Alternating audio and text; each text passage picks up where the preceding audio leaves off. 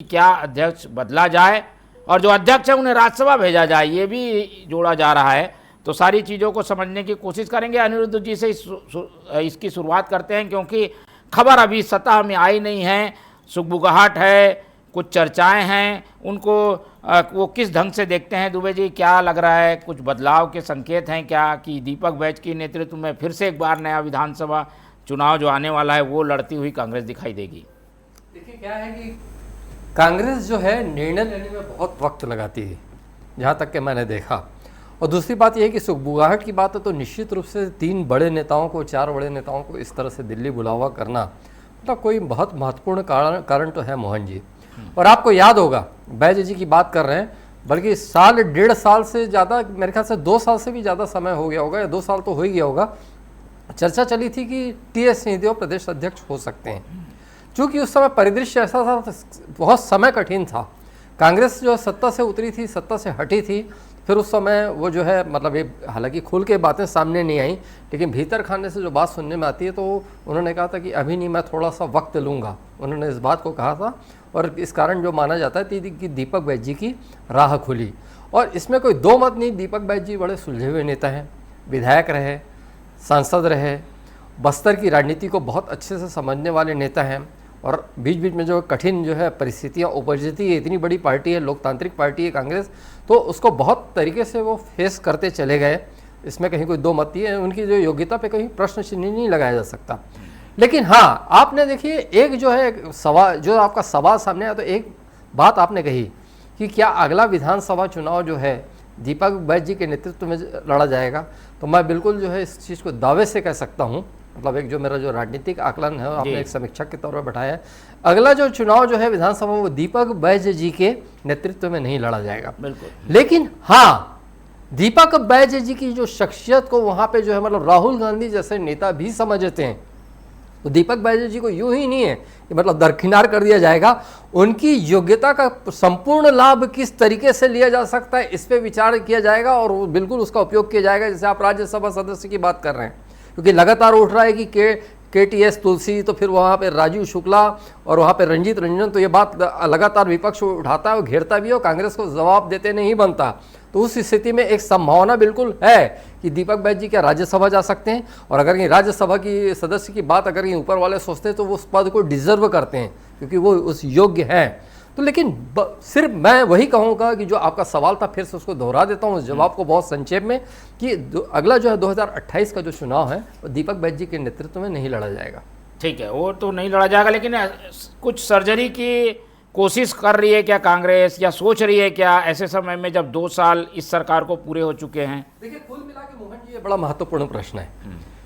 बहुत कम वोटों से जो है टी.एस. सिंहदेव जी हारे।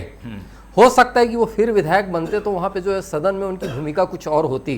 आज नेता प्रतिपक्ष डॉक्टर चरणदास महंत जी हैं, और वो विधानसभा अध्यक्ष थे पिछले कार्यकाल में, और चूंकि मतलब परिस्थितियाँ ऐसी थी, तो वहाँ पे नेता प्रतिपक्ष जैसा जो है महत्वपूर्ण दायित्व महंत जी के हिस्से में आया। ये भी तो हो सकता था कि अगर ये उतने कम वोट से ना हार के बाबा जीते तो नेता प्रतिपक्ष होते।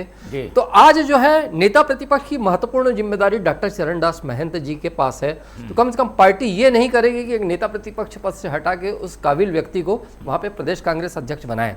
और भूपेश बघेल जी के कंधों में बहुत महत्वपूर्ण जिम्मेदारी है, बहुत महत्वपूर्ण जिम्मेदारी है। मतलब उनका आकलन राष्ट्रीय स्तर के नेता के रूप में होने लग गया है, और सारी चीजें हैं, और निश्चित रूप से पार्टी को एक मुकाम पे पहुंचाने में बहुत महत्वपूर्ण भूमिका रही। लेकिन वहां पे भी भूपेश बघेल जी को प्रदेश कांग्रेस अध्यक्ष नहीं बनाया जाएगा। 2 युवाओं के नाम पर विचार होते रहे पूर्व में, देवेंद्र यादव और उमेश पटेल, तो मुझे नहीं लगता कि उनके नामों पर भी इतनी जल्दी विचार होगा। कुल मिला के मुझे लगता है कि दिल्ली में टी.एस. सिंहदेव जी के नाम पे जो है बड़े पुरजोर ढंग से गंभीरता से जरूर विचार होगा। निर्णय क्या लेना है नहीं लेना तो कांग्रेस आला कमान का जो है मुद्दा, उनका वो इशू है। लेकिन हाँ, मुझे लगता है कि बाबा के नाम पे बहुत गंभीरता से दिल्ली में विचार होगा। दुबे जी, क्या आपका अनुभव क्या कहता है? हम तो कई बार देख चुके हैं कि कुछ महीने ही अध्यक्ष रहता है, बदल जाता है, और बदलने के लिए कोई क्राइटेरिया नहीं है, कांग्रेस में कभी भी कुछ भी हो जाता है। आपका अनुभव क्या बोलता है? अभी कार्यकाल बचा है जुलाई तक। देखिए, क्या है, हमेशा कांग्रेस में ऐसा होता है ये बिल्कुल नहीं मान सकते मोहन जी, क्योंकि नंद कुमार पटेल जी जब थे तो बहुत एक उनका बहुत अच्छा कार्यकाल चल रहा था। झीरम घाटी वाला हादसा नहीं हुआ था तो 2013 का जो चुनाव है नंद कुमार पटेल जी के नेतृत्व में लड़ा जाता। उसके बाद जब 2013 का चुनाव हो गया, लोकसभा चुनाव हो गया, उसके बाद जो जैसी भी जो स्थितियां रही, भूपेश बघेल जी के हाथ में कमांड आई प्रदेश कांग्रेस नेतृत्व की, बहुत लंबे समय तक वो रहे और उनके नेतृत्व में सरकार बनी। देखिए क्या है कि क्षमता पे रहता है निर्भर, मतलब ये कि आपकी कमांड कैसी है। तो निश्चित रूप से जो है कांग्रेस को मजबूत करने में छत्तीसगढ़ में जो मतलब इतने मतलब है ना इस कदर पतन हो गया था, मैं बहुत डिटेल में नहीं जाऊंगा, उस दौर को आपने भी देखा है, मैंने भी देखा है, हमारे साथियों ने भी देखा है। मतलब कई बार तो निराशा के भाव में ये कहे थे कि अगर यही हाल रहा तो 20 साल कांग्रेस की सरकार नहीं बनेगी, कांग्रेसी कहा करते थे। लेकिन कम से कम नंद कुमार पटेल जी ने मजबूत किया, भूपेश बघेल जी ने कहा हम अभी की बात में आए। देखिए क्या है कि कांग्रेस एक बहुत बड़ा परिवार है और उस बड़े परिवार में बहुत सारी चीज़ें चलती है। अब जैसे बिलासपुर में जो वहाँ पे जो है भी शपथ ग्रहण हुआ शहर कांग्रेस अध्यक्ष जिला ग्रामीण, तो देखिए मतलब हर बात में गहरा मर्म छिपा रहता है। उसमें अपने वैद्य जी ने अपने संबोधन में कहा कि जी हुजूरी की ज़रूरत नहीं है, सीधे सीधे 2028 को टारगेट में रखें। तो जी हुजूरी कौन किसकी कर रहा है, मतलब आप देखिए गहरे मर्म को समझिए। महंत जी के बोलने की बारी आई, डॉक्टर चरणदास महंत जी की, तो उन्होंने कहा कि गुटबाजी छोड़ पार्टी के हित में काम करें। भाई इतने बड़े विधानसभा के नेता प्रतिपक्ष बोल रहे हैं, इतने सीनियर नेता बोल रहे हैं, तो मतलब कहीं गुटबाजी का कहीं कुछ है। और देखिए कौन किसके साथ कंफर्टेबल होता है। डॉक्टर चरणदास महंत जी ने एक समय में कहा था, ये कांग्रेस की सरकार के रहते हुए मैं कहा था, जब एक बार उनसे पूछा गया था कि भाई सेमीफाइनल में तो मैं और ताम्रध्वज साहू भी थे, मैं मतलब डॉक्टर चरणदास महंत जी और ताम्रध्वज साहू, लेकिन फाइनल में मामला दूसरा था। तो फाइनल में कौन थे मुख्यमंत्री बनने के समय में? भूपेश बघेल जी थे और अपना टीएस सिंहदेव से फिर 2.5 साल वाला मामला था, उसको भी हम परे रख कर बात करते हैं। मैं फिर यहाँ पे कहना चाहूँगा कि भूपेश बघेल जी जहाँ तक क्या करेंगे, ऐसा दायित्व कहीं मिले प्रदेश अध्यक्ष का तो शायद स्वीकार ना करें, क्योंकि बहुत बड़ी तरह की जिम्मेदारियां उनके पास है और अभी बेहद संघर्ष का दौर भी है ना, बेहद संघर्ष का भी दौर है। कौन किसके साथ कंफर्टेबल रहता है ये बात बड़ी महत्वपूर्ण होती है।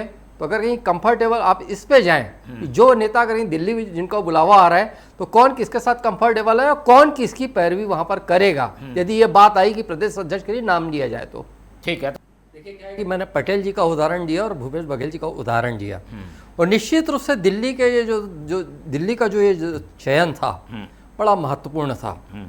और क्या है कि हम लोग यहाँ पे अपने हिसाब से जो है यहाँ पे मंत्रणा करते हैं, दिल्ली में और बहुत सारी चीज़ें चलती है। मोहन जी आप ये गौर करिए कि ओबीसी फैक्टर, पटेल जी भी जो है वहाँ पे ओबीसी नेता थे, भूपेश बघेल जी भी ओबीसी नेता थे, और वहाँ पे दिल्ली में सतत चिंतन मनन इस बात पे बहुत ज़्यादा चलता है कि मतलब जो यहाँ के जो एक आदिवासी बहुल राज्य होना या पिछड़ा बहुल राज्य होना, इस तरीके की वहाँ पे मेंटेलिटी है। और भूपेश बघेल जी के सीएम बनने का भी एक बहुत बड़ा कारण वो था, जैसा वहाँ पे कुछ लोगों से मेरी बातचीत होती है, बात वही होगी। देखिए कुल मिला के ये तो केवल हम लोग एक अनुमान लगा रहे हैं या अटकलों का दौर है, या हम बिल्कुल नहीं कह सकते कि 29 तारीख में यहाँ पे कहीं कोई होगा।